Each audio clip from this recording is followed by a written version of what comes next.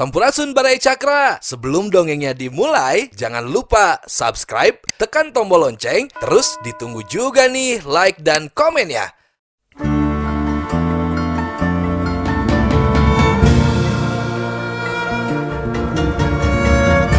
Baraya Cakra, parantos waktosna 80,5 FM Radio Cakra, midangkeun dongeng Sunda Dora-Dori.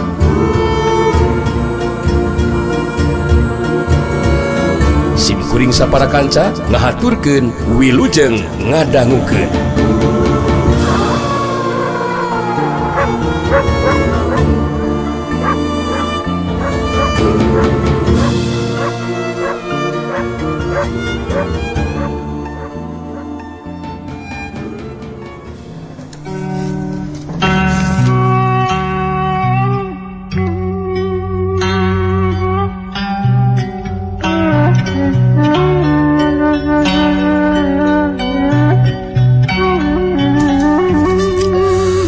Harita nu keur ngobrol teh jadi nyaritakeun ngeunaan Kirantis jeung anu jadi guruna anu lelah makrungkir si Ratu Sihir.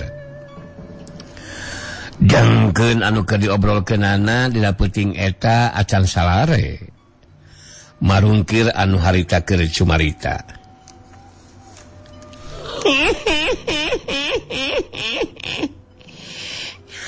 Ayeuna ku aing bakal dijelaskeun. Naon anu kudu dilakukeun ku maneh mun hayang gancang bisa ngawasa sakabeh ilmu aing Kirantis? Nah, naon kitu anu kudu dilakukeun ku Kirantis teh, Ma Guru?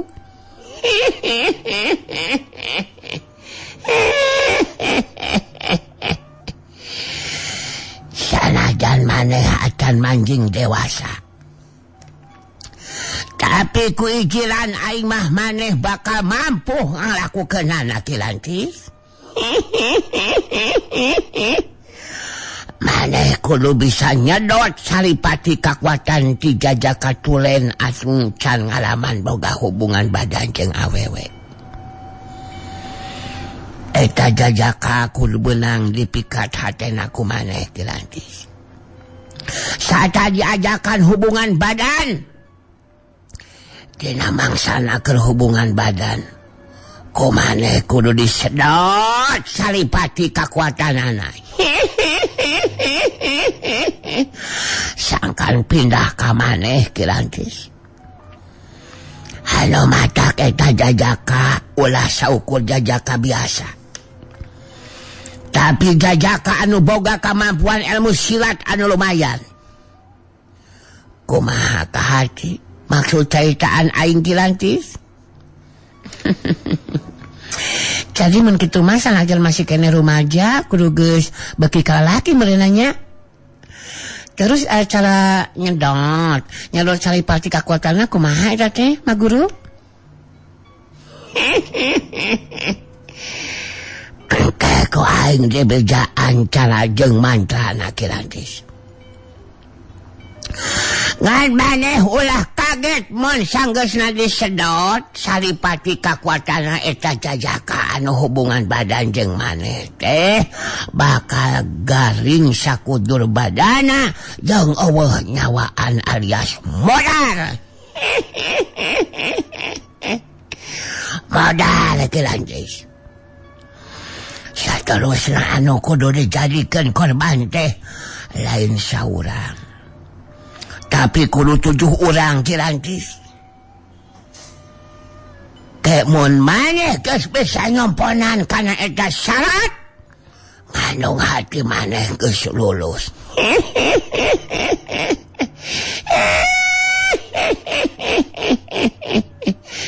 Hartina maneh bakal gancang ngayakinkeun sakabeh ilmu aing. Kumaha sanggup maneh Kirantis? Sangguplah Na Guru. Tapi anu jadi pamikiran teh kaayaan aing apan kawas kieu teu sorajeng batur. Ningali sirah tanukan masa anu rek bisa kapikat hatena atuh Ma Guru. Eta anu masih kena bingung keur Kirantis mah.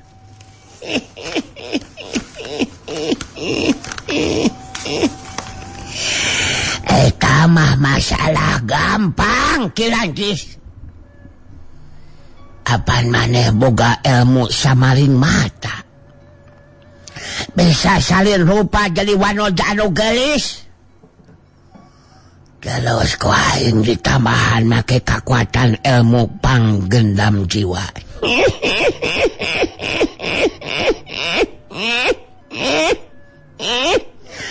Dijamin bakal kapikat Jajaka anu bakal jadi korban maneh teh. Kekuatan eta ilmu nu ku aing bisa dijadikeun kekuatan inceman ka maneh. Tapi ngan saukur 7 poe atawa saminggu bisa digunakeun anak Kirantis.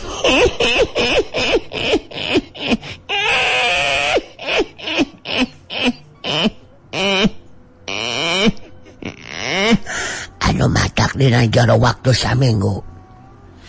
Maneh kudu geus menangkeun 7 urang jajaka nu dijadikeun korban Kirantis.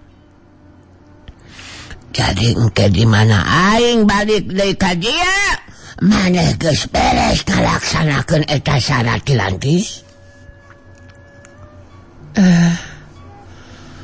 Nah, mah guru. Maka jeung nyaritakeun mun engke geus balik deui rek geus ka mana kitu mah guru teh.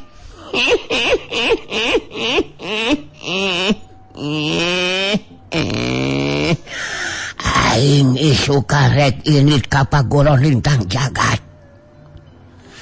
Aing hayang ngayakinkeun bener henteuna beja nu katalima ku aing. Yen si Warangkas pupu eta paguron geus aja binasa ku sinang bule incuna si Lawing. Saterusna aing ge hayang nyaho saha anu ngagantikeun kadudukan si Warangkas.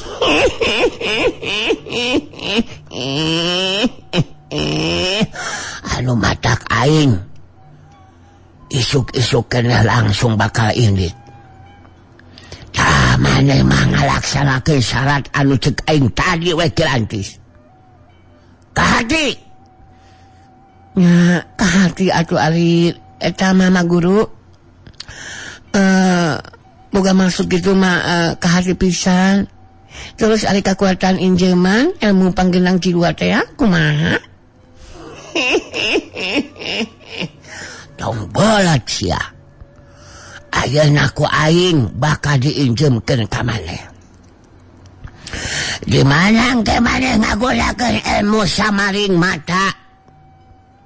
Eta kekuatan ilmu panggendang jiwa ge bakal marengan. Jajaka anu bakal dijadikeun korban ku maneh dijamin bakal kapikat hatena. Ayeuna maneh maju ka hareup, sok ka hareup yukna. Ku aing sina manjing kekuatan ilmu panggendam jiwa ka maneh.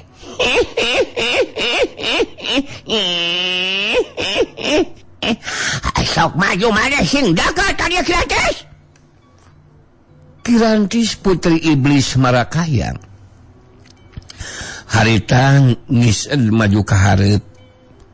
Sangeusna deukeut harita marungkir si Ratu Sihir ngantelkeun dampal leungeun katuhuna kana mun-munan Kirantis bari musirkeun kakuatan batina jeung ngarapal mantrana. Beres ngarapal mantra terus ngagelendeng. Semesalabin sakuala-kuala utis kinya merekesekeun wak-wak barawak utisnya. Dugces bolokotono beras brocur sasur balako kujubar. Pinah ilmu panggenam sok kaya si Kirantis. Karasa ku Kirantis tina dampal leungeun katuhu marungkir. Anu diantelkeun kana mun-munan teh aya getaran anu haneut. Satulusna eta getaran ngarambah kana sakujur badana.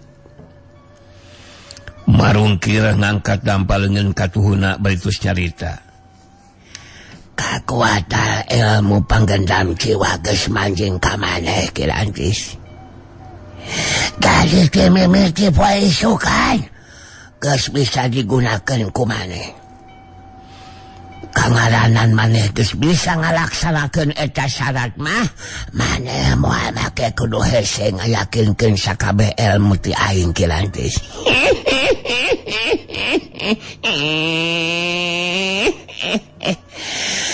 Seri aing gumulisnya keun kumaha aing we. Tong loba protes ya. Kayak ku aing dia bejaan mantrana. Kali dirapal. Tina mangsana ngagunakeun kakuatan eta ilmu. Ngan mantrana ulah tinggalin nu ngaranna berat blackboard jeung takual-kual utisnya. Ya. Terus maneh teu kudu leutik hate pedah pajauh jeung aing Kirantis. Sabab aing bisa ngalakukeun kontak batin ka maneh.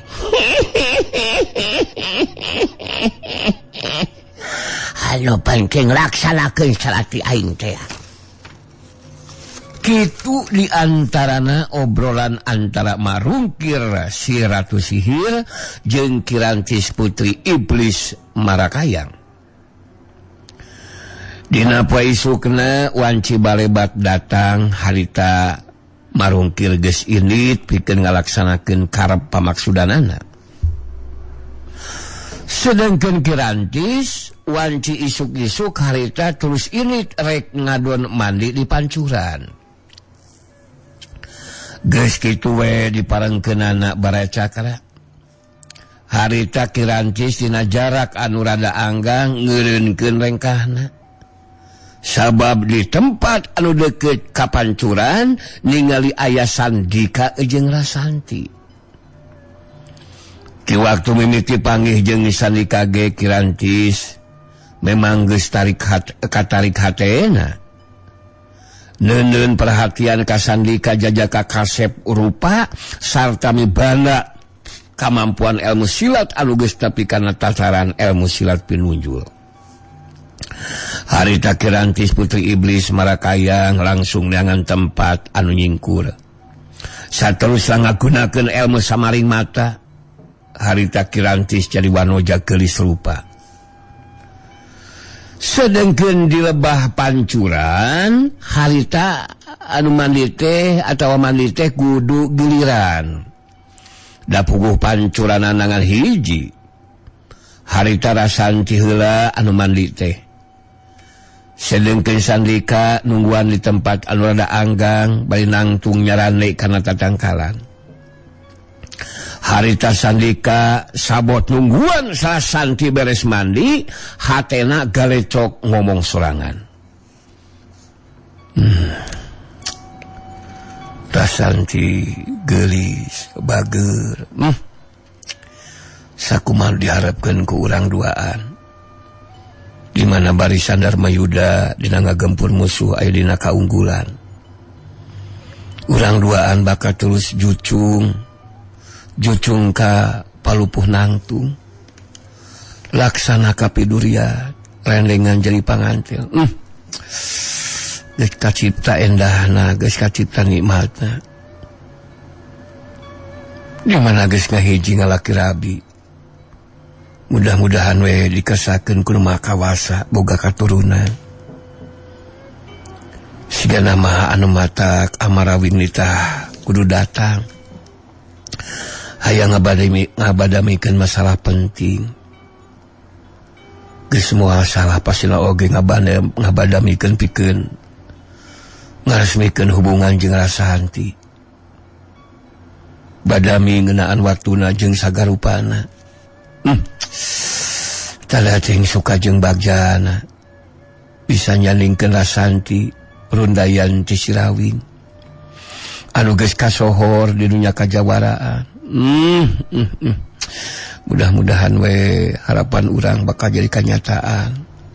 Anti pujaan akang geulis. Sandika je terus ngabayangkeun rupa-rupa pangalaman mangsana babarengan jeung Rasanti wanoja anu dipika cintana.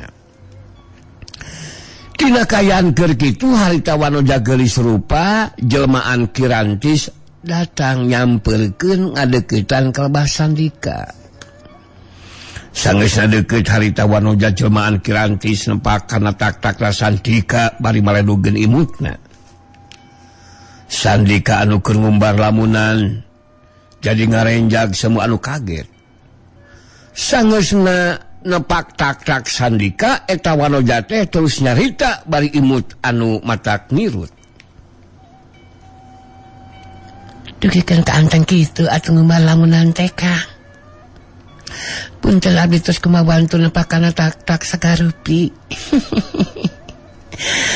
Nepangkeun abdi Kiswati kalasan bade ka pancuran ningal jajaka kasep nuju ngalamun.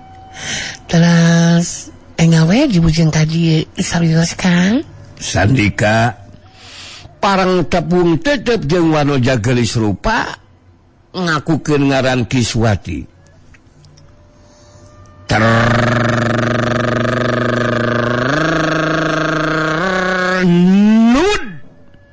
langsung jadi ngageter hatena. Kitu nate da puguh Kiswati lain samarangan nepak tak-tak tapi bari ngagunakeun kakuatan ilmu panggendam jiwa. Hate Sandika ngageter aneh. Jiwana langsung katambus ku kakuatan ilmu panggendam jiwa. Saharita langsung kapikat hatena kukis wanti anu sikep jeung caritanana bangun anu geus loma jeung teu asa-asa.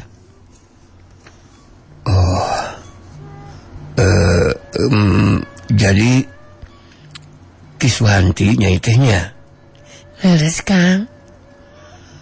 Ngaran Akang Sandika.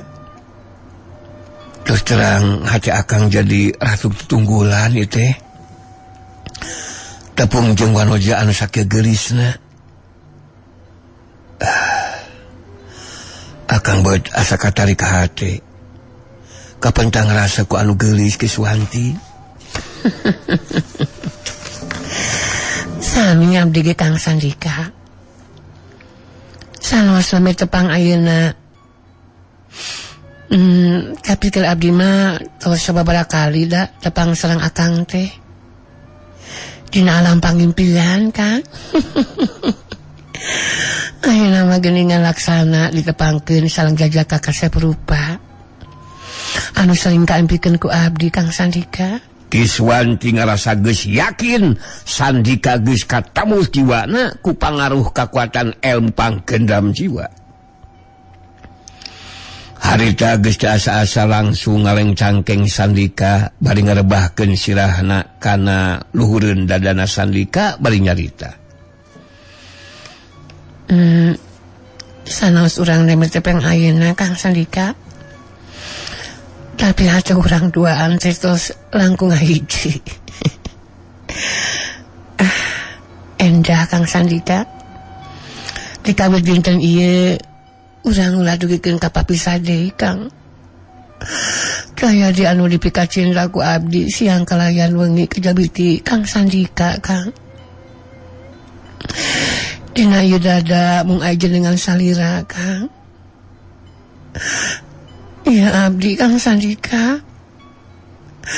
Kang, ya abdi. Sandika harita geus asa-asa terus ngarangkul ka Kiswanti.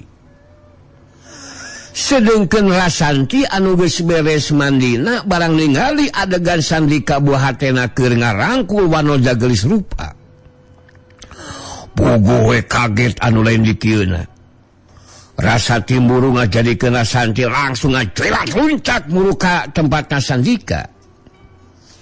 Sangeusna deukeut Santi mancuh dina tangtunganana beus nyarita dibarengan ku aya anu heap dina jero hatena. Nanaonan ge Kang Lika?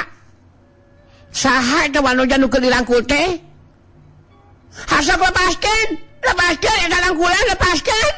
Sandika ngalepaskeun rangkulanana ka Kiswanti. Bari netep ka Rasanti dina sikap jeung caritaan bangun anu teu wawuheun ka Rasanti harita Sandika terus carita. Saha anjeun? Datang-datang do langsung ngambek kawas kitu ngaganggu kanu keur ngantepkeun rasa kasuka jeung kacinta. Saha anjeunna?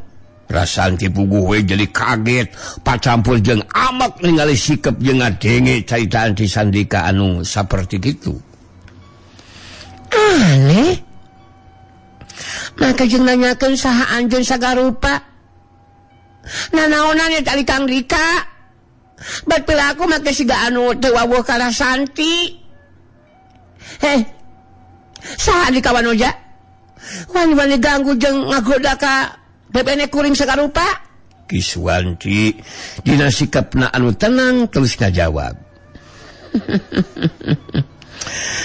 Ngaran kuring Kiswanti. Jadi ngaran anjeun teh Rasantinya. Ngaku-ngaku bebena Kang Sandika. Sok aya-aya wae alias Santi. Bisi hayangnya sok sanajan kakarek panggih ayeuna, tapi kuring jeung Sandika geus ngarasa suka pikeun silih pika cinta Rasanti. Rasanti beuki tambah kahudang amarahna. Musirkeun panetepna ka Sandika betus nyarita. Betul sangka anjeun bisa langsung kagoda ku wanoja anu anyar pinangi Kang Dika. Terus tenang ke si Rasanti teu bisa narima kana tindakan nu ayeuna dilakukeun ku anjeun Kang Dika. Aneh. Teka hati. Bisa minakeun ka cinta ka eta wanoja. Tindakan dilakukeun ku Kang Dika da mangrupa panghinaan ke si Rasanti mah. Sandika da puguh geus aya dina pangaruh kakuatan ilmu pangkendang jiwa. Harita kalaka jadi malik amek ka Rasanti terus nyarita. Rasanti, maneh tong ngaku-ngaku jadi bebene kuring sagarupa sangeunahna. Sabab anu dipika cinta ku kuring mah iwati ieu ye. Kiswanti. Leuwih hade gancang tinggal ke dieu patempatan. Tong ngaganggu kanu keur ngumbar kasuka jeung kacinta. Sangeunahna itu teh aya anu ngembeng dina kongkolak panon Rasanti. Perasaan sedih jeung amak gumulung jadi hiji ningali sikap jeung ngadenge caitan Sandika anu ngadadak jadi robah saperti kitu. Rasanti nyarita deui bari teu seukeut ka Sandika.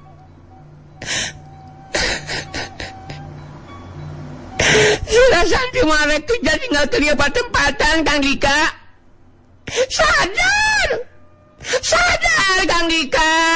Eling Kang Dika.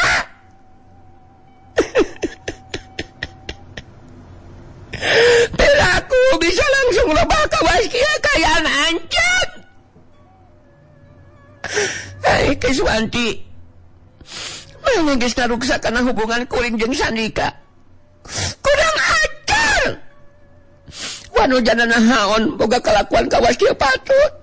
Kiswanti ngareret ka Sandika.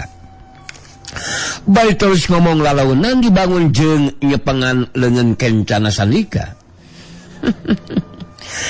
Kang Sandika.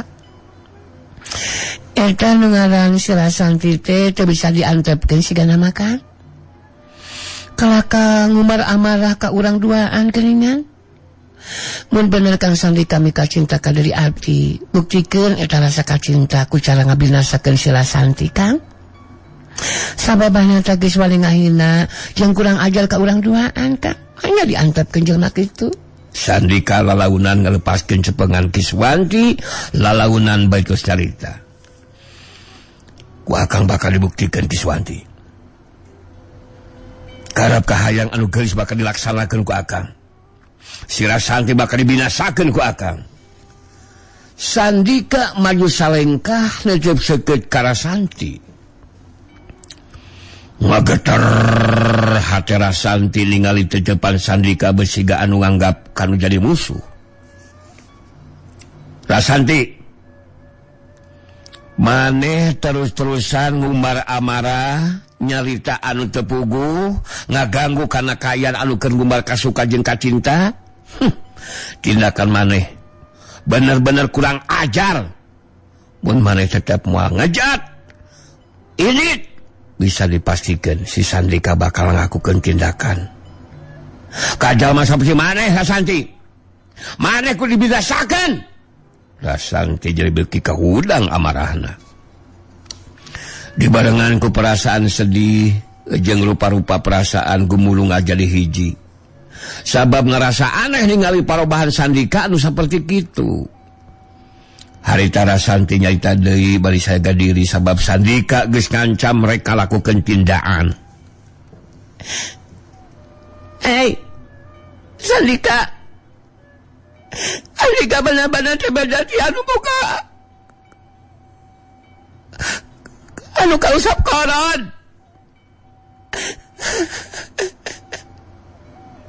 Maka jadi kalakukan tindakan kerasan di sagarupa. Eling Andika nu kurang ajar mas Andika. Nyanyianan karena hubungan kacinta urang duaan.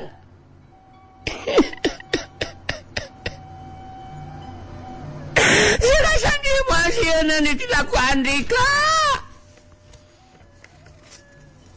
Kurang ajar maneh. Memang kudu dibinasakeun Rasanti.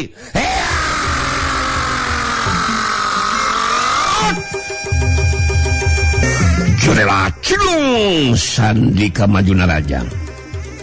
Sanajan aya dina pangaruh kakuatan ilmu pangkendam jiwa, tapi ngeunaan kemampuan ilmu silat mah teu leungit tina ingetan Sandika. Sabab ilmu panggendang sukma saukur mengaruhan jiwa anu aya hubunganana jeung masalah asmara. Rasanti jadi kageteun ningali panarajang Sandika nu ngagunakeun ulin karuhunan jeung jurus balaga digleg. Panarajangna jelas ngabayakeun hayang ngabinasakeun nu jadi lawan. Rasanti ngibangan panajang lawan ngagunakeun jurus tapak darah suci. Tewaka ngagunakeun pedang taje putih senjata andalanana sabab ke Rasanti mah masih boga pamikiran teu boga karep ngabinasakeun anu jadi lawan. Gabungan ulin karuhunan jeung jurus balaga digleg lain saukur mampu ngimbangan jurus tapak darah suci nu digunakeun ku Rasanti, tapi Sandika bisa ngasupkeun panarajangna. Syauhiu datang panarajang Sandika ngagunakeun jurus geni pamatri ulin karuhunan. Rikata Rasanti ngakiwar ka gigir bari males narajang kanu jeung lawan. Dampalengeun katu Rasanti ngarah kana lawan. Tapi Sandika rengkat ningkahan panarajang lawan ngagunakeun jurus balaga digleg. Digleg plos. Rasanti geus rek nyusul tapus ku panarajang susulan, tapi kaburu kapiraan ku Sandika nu harita majuna rajang bari dadaliglegan. Sangeusna deukeut tos narajang ngagunakeun jurus daun paniru. Ramo leungit Sandika anu ngahiji dikicupkeun rek noto kana dada lawan. Rikat Rasanti ngabenung panarajang lawan ngagunakeun jurus tapak darah suci. Sauhiuk gas. Panarajang Sandika dibenung. Daligleg. Rasanti ngadaligleg kadorong mundur ka tukang. Sedengkeun Sandika maju dina raja. Daligleg. Sarontot. Daligleg. Tata gerak jurus balaga digleg anu aneh ngajadikeun Rasanti kapalingan gerak. Panarajang dengan katul Sandika ngahantem kana dada lawan, sat hiuk dak das.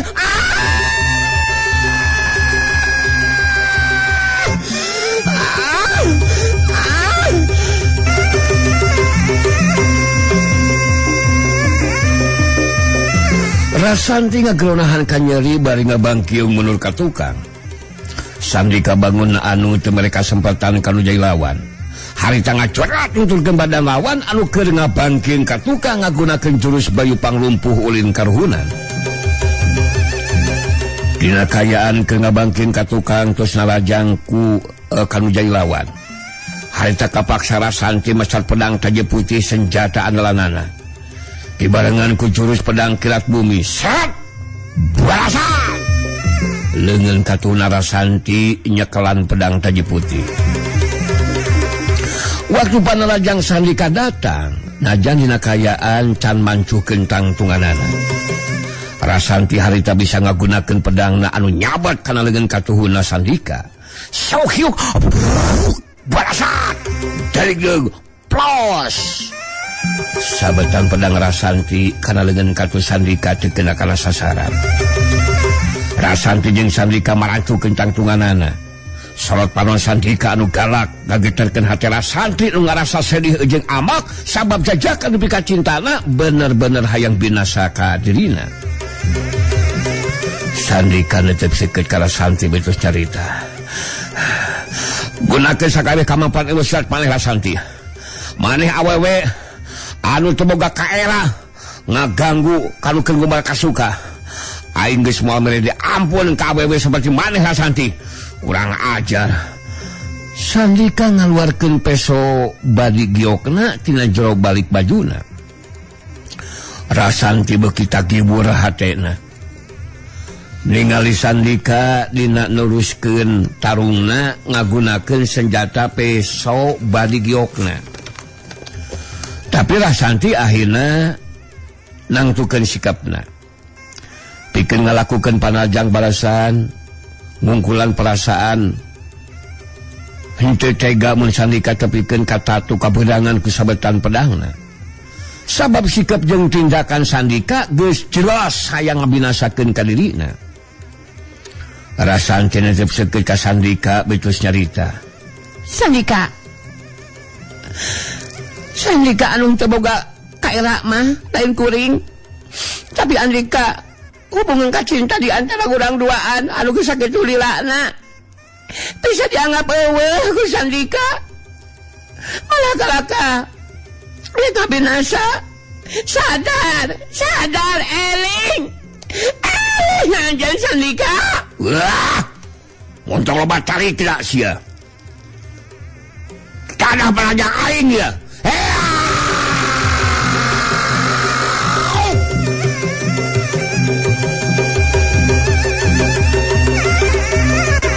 Jorelat cedung.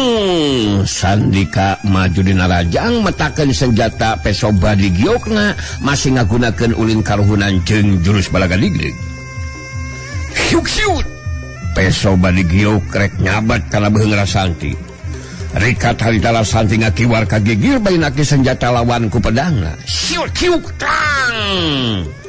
Geus waktu sababaraha detik sanggeusna senjata lawan.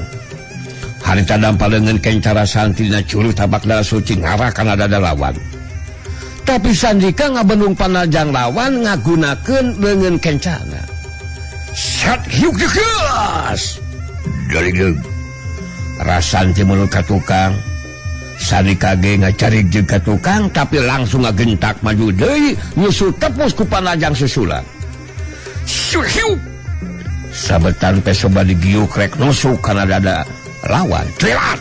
Rasanti ngacurelat pindah tempat ngingkahan panajang anu dilawan. Lumangsungna tarung jadi ngajauhan ti tempat anu deukeut ka pancuran. Kiswanti jelmaan Kirantis putri iblis marakayang terus nuturkeun anu keur tarung. Hayang ngabandungan pungkasanana eta tarung. Rasanti mancuna tangtunganana di tempat kosong. Sedengkeun Sandika geus sagade diri pikeun neruskeun tarungna.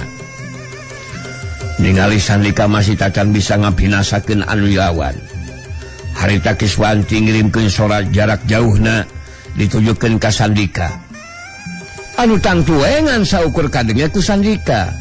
Kang Sandika, panutan bojan abdi bet bangun anu asa-asa geuningan Kang rek kabinasakeun si Rasanti anu geus ngaganggu kasuka urang duaan Kang. Ih, abdi teu sabar lah yang geura ningali si Rasanti ajal binasa Kang. Tong asa-asa Kang. Malah si Rasanti ganjang binasa gunakeun kekuatan ilmu anu paling hebat Kang Sandika sayang. Ganteng. Geus si Rasanti binasa mah urang teruskeun jajab kasuka Kang.